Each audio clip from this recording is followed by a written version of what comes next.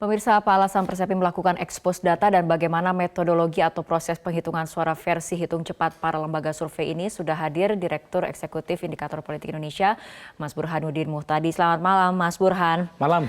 Mas Burhan, kenapa Persepi sampai harus melakukan ekspos data ini? Jadi memang ada perbedaan dibanding Pilpres sebelumnya. Di Pilpres 2014, concern kami lebih ke dalam karena ada lembaga yang menjadi anggota dari Perhimpunan Survei Opini Publik Indonesia yang merilis hasil quick count berbeda dengan mainstream lembaga survei yang melakukan hitung cepat saat itu.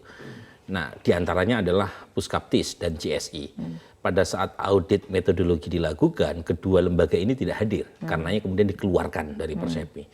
Nah, concernnya lebih ke dalam, karena bagaimanapun Persepi punya tanggung jawab etis dan profesional untuk menjaga anggotanya, agar tidak mempublish data yang salah secara metodologis. Artinya untuk kali ini lebih klarifikasi ke publik? Ke publik. Jadi kebetulan sejak tanggal 17 April, banyak sekali lembaga, ada 8 anggota Persepi, kemudian ada beberapa lembaga non-anggota Persepi yang melakukan hitung cepat di tanggal 17 April. Dan hasilnya sama. Jadi yang kita temukan berbeda dengan 2014, di mana terjadi dispute antara beberapa lembaga survei. Kalau sekarang terjadi ijtima, quick count, semuanya sama dengan perbedaan yang sangat signifikan secara statistik. Paslon 01 diprediksi unggul menurut quick count. Sementara paslon 02 dengan perolehan antara 44 sampai 45%. Nah, selisihnya signifikan. Tetapi justru publik mempertanyakan banyak hal yang sebenarnya sangat dipengaruhi oleh reaksi dari salah satu paslon yang cenderung menyerang lembaga survei dengan quick count-nya. Nah, karena tadi sendiri buka-bukaan data seperti apa? Nah, kita tadi pertama kita mulai dengan press conference singkat dari masing-masing lembaga plus dari Ketua Dewan Etik, yaitu Profesor Asef Saifuddin yang kebetulan adalah guru besar statistika IPB plus Rektor Universitas Al-Azhar Indonesia. Kemudian ada juga anggota Dewan Etik yang lain, Profesor Hamdi Muluk dari Universitas Indonesia dan seluruh ketua atau direktur eksekutif. Tapi kemudian diikuti dengan semua lembaga kecuali satu anggota Persepi yang tidak hadir.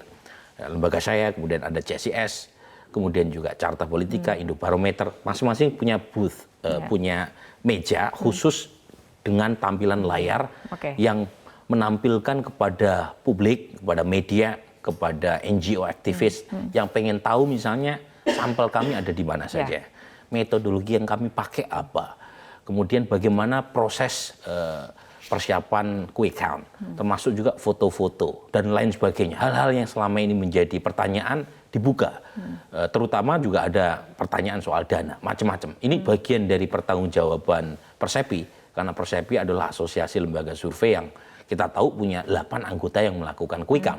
Nah, di situ semua pertanyaan publik dijawab, termasuk muncul statement dari Ketua Persepi kami, Dr. Philips Jusario Vermonte, yang menantang, gitu ya, karena kami udah buka-bukaan, sekarang giliran BPN.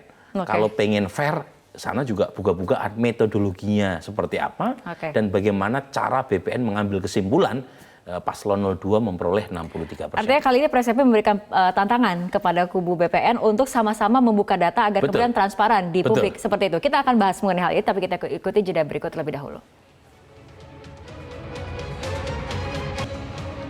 Pemirsa, perbincangan kembali kami lanjutkan. Mas Burhan, tadi sebelum jeda Anda mengatakan Persepi sudah membuka data, kini giliran kubu BPN untuk juga membuka datanya. Ada respon atau tidak? Sudah ada respon? Ya, selain sebagai Direktur Indikator, saya juga menjabat sebagai Kepala Bidang Hubungan Antar Lembaga. Dan pernyataan dari Ketua Persepi, Pak Philips, terkait dengan tadi, bagaimanapun kita sudah expose kepada publik mulai pukul 12.30 sampai 15.30 terbuka. Sekarang saatnya kalau ada pihak-pihak yang mempertanyakan data dari anggota Persepi yang sudah melakukan hitung cepat, sekarang pertanyaan dan gugatan tersebut kembali ke alamat pengirim. Artinya saatnya mereka juga melakukan buka-bukaan hal yang sama.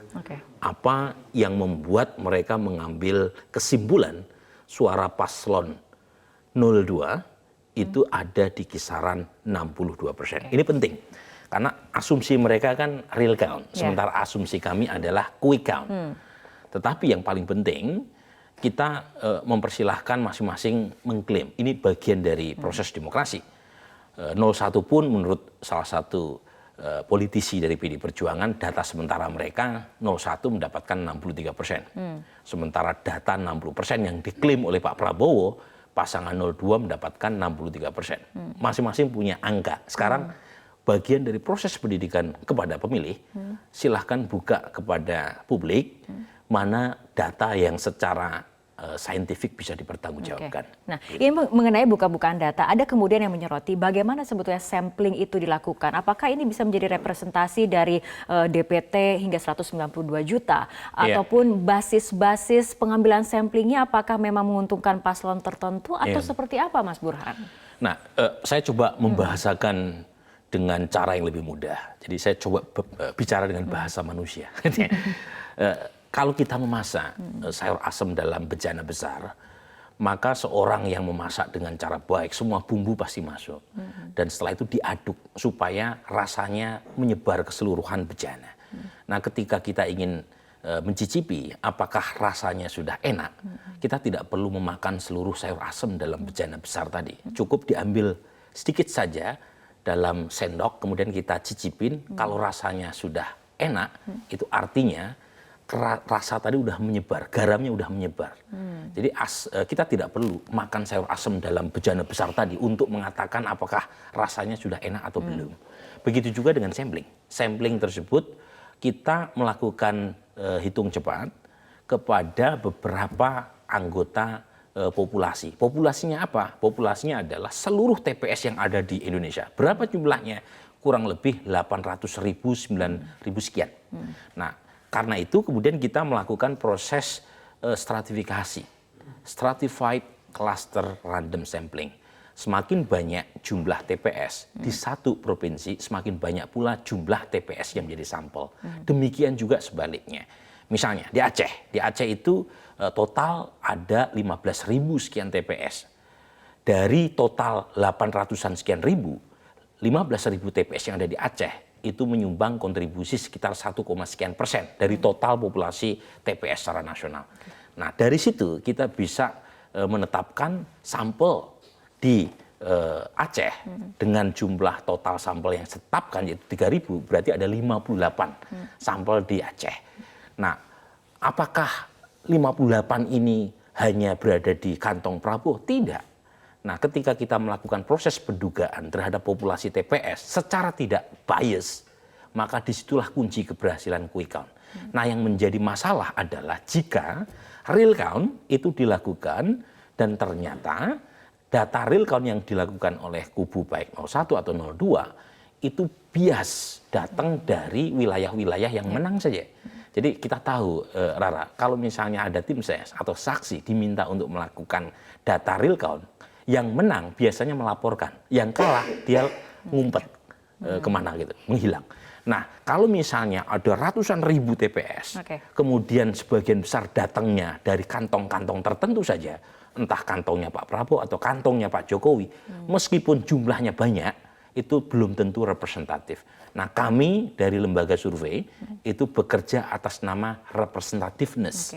Nah, itu tidak ada kaitannya apakah TPS-nya itu basis Prabowo atau tidak. Yang penting adalah sesuai dengan prinsip dan metodologi akademik. Artinya ini berdasarkan pada data ataupun kajian ilmiah dan ada keilmuannya seperti itu ya.